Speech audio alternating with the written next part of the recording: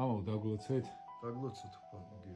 მამაო, რაღაც მდგომარეობები არის, რასაც არ ვაფასებთ, თუნდაც რაღაცა გარკვეულ ასაკს, გარკვეულ ადამიანს და ბევრ ამას. მე შემდგომ რაღაცა სანანებელი გვიხდება ხოლმე, იმიტომ რომ კარგად ამ ყველაფერს. რა უნდა გავაკეთოთ, რომ არ ვინანოთ?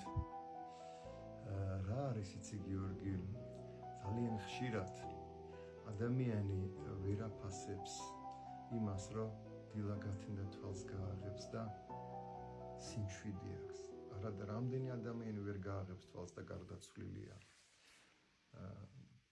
დილით თვალს გააღებს და შვილები დაეხვევიან, მამიკო უხარიათ და ანოს მეუღლე და ვერ აფასებს. ასევე ბევრია ვერ აფასებს, რომ ჯამრთელად არის, ადგება და ხნეთ, ან წავა სავარჯიშოდ, ან სამუშაოზე და ეს თითქოს ფიქრობენ, რომ ეს მან დაიმსახურა. და აი მოხდება ისე, რომ შეიძლება რაღაც ავანტყოფობამ ის მიაჯაჭოს საწოლს. მე მიხვდეს რა ბედნიერი ყოფილა, როცა მას შეეძლო წამოდგომა, როცა შეეძლო ბავშვების ხელში აყვანა, როცა შეეძლო თქვათ წასულიყო სავარჯიშოთ ან სამსახურში და ამ დროს ის ლოგინზეა მიჯაჭული. მე ხვდება, რომ რა ძვირფასი რამე უჩუქებია უფალს და ეს ვერ აფასებდა და ღმერთს მადლობას ვერ წირავდა. მარტო ეს არ არის. აი ციხეში ბევრჯერ შევსულვარ მე პატიმარი მიზიარებია და აი იქაც ძალიან ბევრი აფასებს უკვე თავისუფლებას. რა ბედნიერება ყოფილა, როდესაც გინდა სახში იქნები, გინდა მეგობართან წახვალ, გინდა ცოლთან ერთად კინოში წახვალ თუ ბავშვებს გაასეირნებ თუ და ამ დროს ის ოთხ კედელშია ჩაკეტილი და მერე აფასებს, რა ბედნიერი ყოფილა.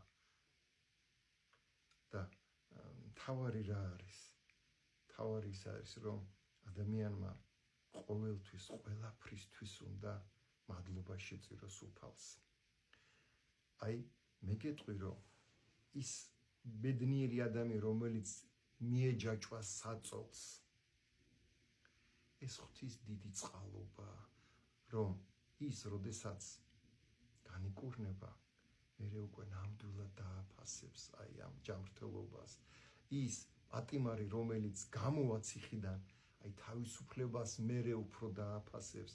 ასე რომ ძალიან ხშირად უფლის ნალურსმევი ხელიდან მოგვდის ჩვენ ტკბილი წამალიც და მწარე წამალიც.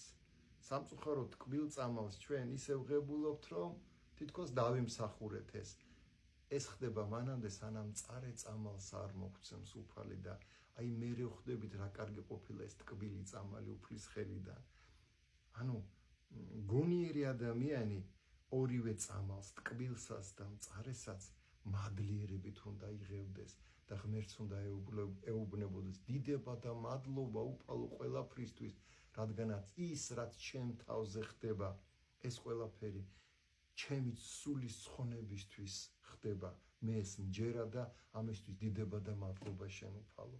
აი, როდესაც ადამიანი ამ კუთხით შეხედავს უფლის განგებულებას, ის ბედნიერია. ღმერთმა ინებოს, რომ ყოველთვის მადლიერებით მიგვეღოს ღვთისგან ის, რაც ჩვენზე დაეშვება. მადლობა.